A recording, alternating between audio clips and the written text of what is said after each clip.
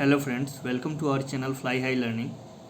Friends, हम लोग इस डिस्कशन में मॉडर्न इंडियन हिस्ट्री के कुछ चैप्टर वाइज डिस्कस कर रहे हैं और ये जो फर्स्ट चैप्टर है इसमें हम लोग advent of European company in India अर्थात भारत में यूरोपीय कंपनी के आगमन के विषय में हम लोग डिस्कस कर रहे हैं और ये इस सीरीज़ का तीसरा लेक्चर है जिसके अंतर्गत हम लोग टोटल 15 क्वेश्चन को देखेंगे। तो आइए अपना लेक्चर हम लोग स्टार्ट करते हैं। फर्स्ट क्वेश्चन है, which one among the following was the result of the first Anglo Maratha war 1775 to 82। तो फर्स्ट एंग्लो मराठा वार का रिजल्ट क्या था जो 1775 से 1782 के बीच में हुआ था। Your options are A, the British won the war, B, the Maratha won the war, C, this war no victory for either side, and D, it helped Hyder Ali to gather strength because the British and Maratha were engaged in mutual war। तो कौन सा कथन आपका right answer है? Right answer is option number C. इसमें जो है न मराठों को जीत मिली थी और ना ही अंग्रेज़ों को। एक बार हम लोग देख लेते हैं कि जो 3 मराठा वॉर हुए थे, अंगल मराठा वॉर, वो कब हुए थे और इसके बीच में कौन कौन सी संधि हुई थी।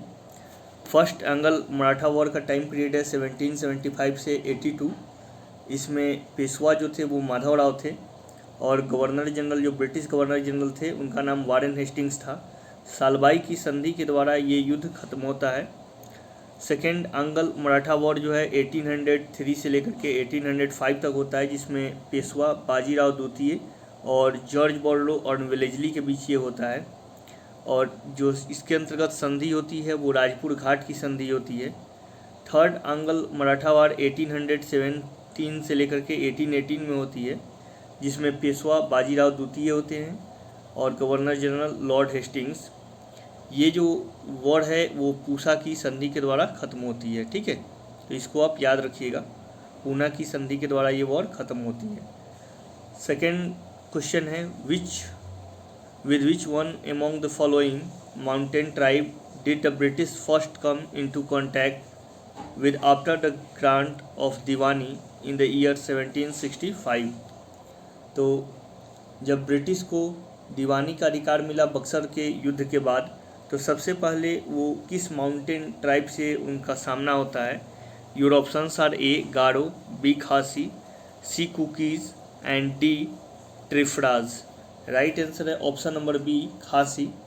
क्योंकि जब आप असम का मैप देखिएगा तो असम के जस्ट नीचे है मेघालय, और असम जैसे ही ब्रिटिश साम्राज्य में मिला तो असम उसमें गारो, खासी और जैंतिया हिल है, जिसमें खासी हिल्स की जो सीमा है वो असम से टच करती है।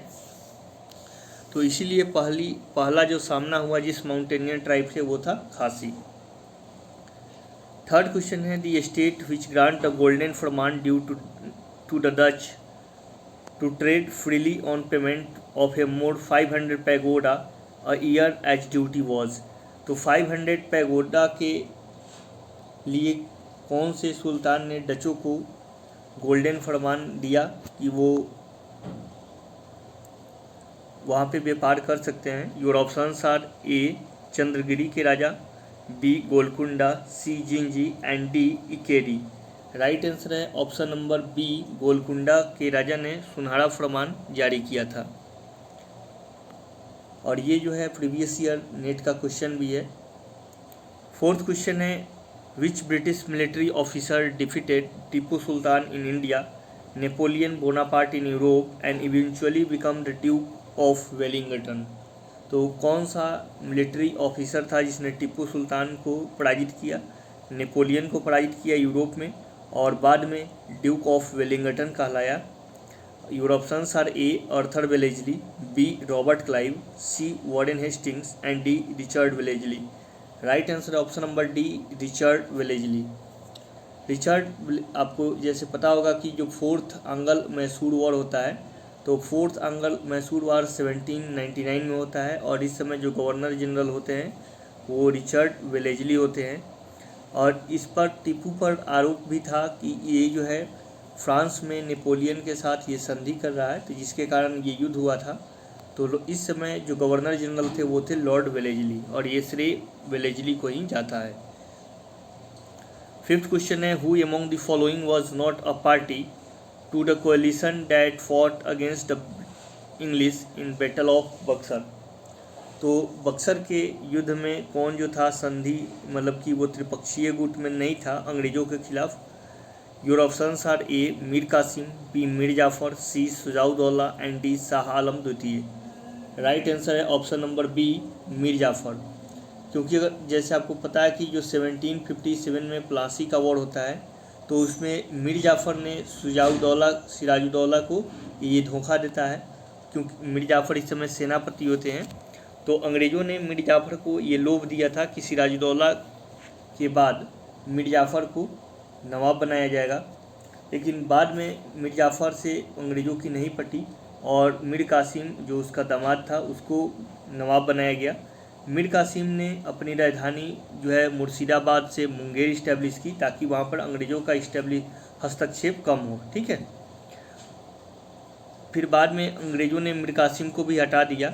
तो जो मीर कासिम था वो भागकर अवध के नवाब शुजाउद्दौला के यहाँ गया, और वहाँ पर इसने कोalition किया अवध के नवाब शुजाउद्दौला, मुग़ल सम्राट शाह आलम द्वितीय एंड मीर कासिम, ये तीनों ने मिलकर के बक्सर के वॉर में पार्टिसिपेट किया, और तीनों की सम्मिलित सेना को हेक्टर मुनरो ने पराजित किया था। ठीक है, सिक्स्थ क्वेश्चन है, the French got decide on Pondicherry from. तो फ्रेंच जो थे वो पांडिचेरी को किससे प्राप्त किए थे। A the Adilshahi sultan of Bijapur, B the ruler of Chandernagore, C Shaista Khan the Mughal viceroy in Deccan and D Qutbshahi sultan of Golconda. Right answer option number C. तो पांडिचेरी को फ्रांसीसियों ने मुग़ल वायसराय जो दक्कन का था शाइस्ता खान से प्राप्त किया। पहले ये क्या था कि डचों ने इस पर अधिकार कर लिया, लेकिन जब रिज्विक की संधि होती है 1759 में, तो उस समय डचों ने इसको फिर से फ्रांसीसियों को वापस कर दिया। ठीक है, तो रिज्विक की संधि आप याद रखिएगा। सेवेंथ क्वेश्चन है, the treaty of basin was signed with the British by Peshwa. तो ट्रीटी ऑफ बेसिन जो 1802 में हुई थी, तो किस ब्रिटिश और पेशवा के बीच में हुई थी। पेशवा का नाम क्या था। Your options are A Madhavrao, B Balaji Bajirao, C Bajirao first and D Bajirao second. Right answer है option number D Bajirao second.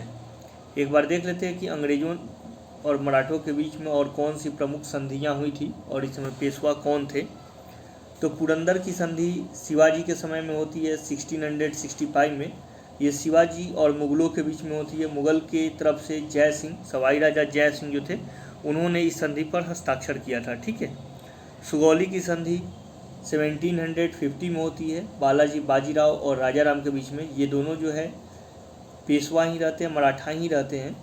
सूरत की संधि 1775 में होती है रघुनाथ राव और ईस्ट इंडिया कंपनी के बीच। पुरंदर की संधि माधव राव नारायण और अंग्रेज़ों के बीच होती है। फिर बड़गांव की संधि माधव नारायण राव और अंग्रेज़, और सालबाई की संधि माधव नारायण राव और अंग्रेज़ों के बीच में होती है। ये जो पूरा टाइम पीरियड है वो फर्स्ट एंगल मराठा वॉर का है, जब माधव नारायण और अंग्रेज़ों के बीच में हो रही है। ठीक है, बासीन की संधि सेकेंड एंग्लो मराठा वार जो 1802 से लेकर के 5 तक का था, तो उस समय बासीन की संधि और बहुत सारी संधियाँ होती है, देवगांव, सुरजी, अर्जनगांव, ये सब जो हैं अलग अलग मराठे सरदार अंग्रेज़ों के साथ जो संधि कर रहे हैं। जैसे 1802 में बासीन की संधि बाजीराव द्वितीय और अंग्रेज़ों के बीच हुई। देवगांव की संधि बड़ाड़ के भोंसले और अंग्रेज़ों के बीच 1803 में हुई।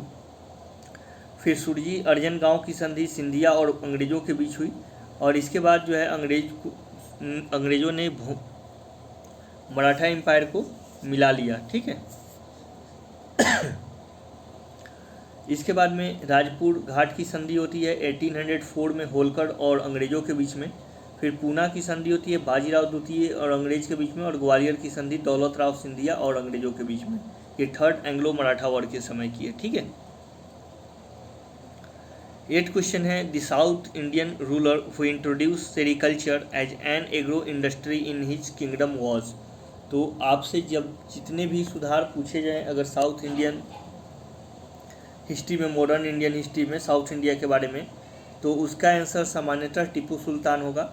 जैसे टीपू सुल्तान ने जैकोबियन क्लब की स्थापना की, इसके बाद इसने समानता, स्वतंत्रता और बंधुत्व पर जोर दिया, फिर इसने सेरिकल्चर को इस्टेब्लिश किया और बहुत सारे काम टीपू सुल्तान ने किए थे। तो राइट आंसर है ऑप्शन नंबर डी।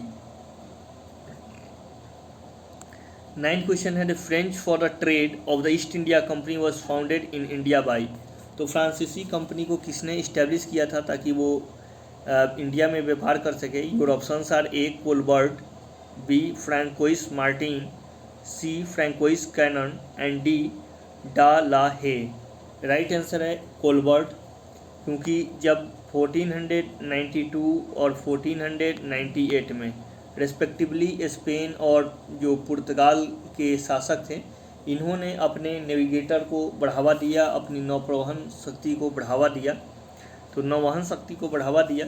तो इसीलिए फ्रेंच भी जो था वो एक यूरोपियन कंट्री था, और यहाँ के मंत्री जो राजा के थे कोलबर्ट, इन्होंने भी अपनी नौसेना की शक्ति को इजाफा करने के लिए और साम्राज्य का स्थापना के लिए, साम्राज्यवाद की विस्तार एक्सटेंशन के लिए कोलबर्ट ने फ्रेंच ईस्ट इंडिया कंपनी को इस्टेब्लिश किया था। ठीक है।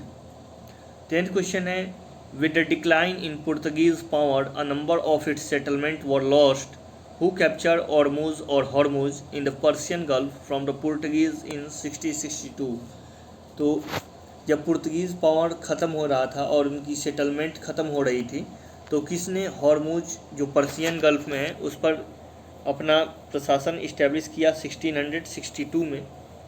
Your options are A English, B French, C Dutch and D स्पाइंडर्स।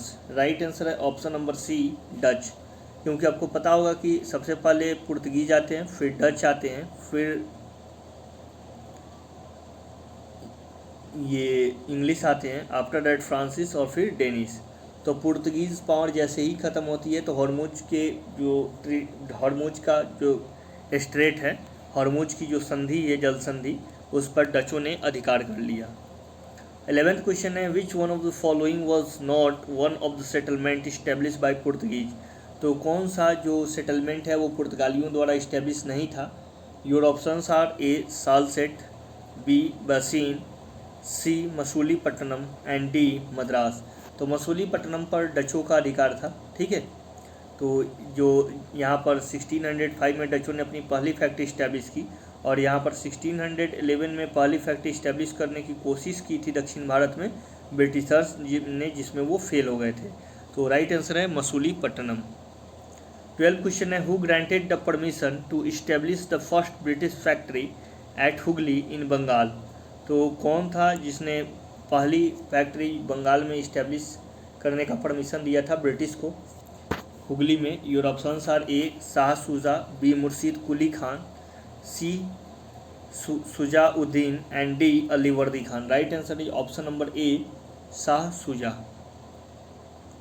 13th question है the fortification of Calcutta by the British in 1756 was regarded by the nawab of Bengal Sirajuddaula as. तो जो कलकत्ता का fortification किया गया 1756 में, उसमें बंगाल का नवाब जो था वो सिराजुद्दौला था, तो उसने इसका विरोध किया। क्यों किया था? आपको ऑप्शंस हैं A growth of large scale British trade, B an attack upon his sovereignty, C insecurity of the British in India and D British control over Bengal. तो ब्रिटिश ने इसमें कंट्रोल करने की कोशिश की बंगाल के ऊपर, तो इसी के कारण जो सिराजुद्दौला था उसने आक्रमण किया था। 14th क्वेश्चन है which one of the following legalized the company's control over Bengal. Your options are A the treaty with Mir Jafar after the battle of Plassey 1757, the treaty with Mir Jafar after the battle of Buxar 1764, the Treaty of February 1765 with Nizamuddaulah, and D the imperial grant of Diwani of Bengal, Bihar and Odisha by Shah Alam। तो कौन सा right answer है?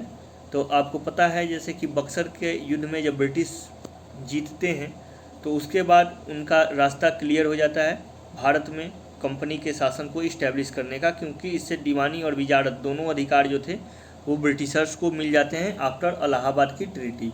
मैंने आपको पहले ही previous lecture में, अपने 2 lecture में बताया है कि इलाहाबाद की 2 ट्रीटी हुई थी, एक शाह आलम द्वितीय के बीच में जो मुगल सम्राट थे और दूसरा अवध के नवाब शुजाउद्दौला के साथ, ठीक है, जिसमें शाह आलम द्वितीय को अवध का जो क्षेत्र था इलाहाबाद और कड़ा वो मिलता है, 26 लाख की पेंशन मिलती है, जबकि जो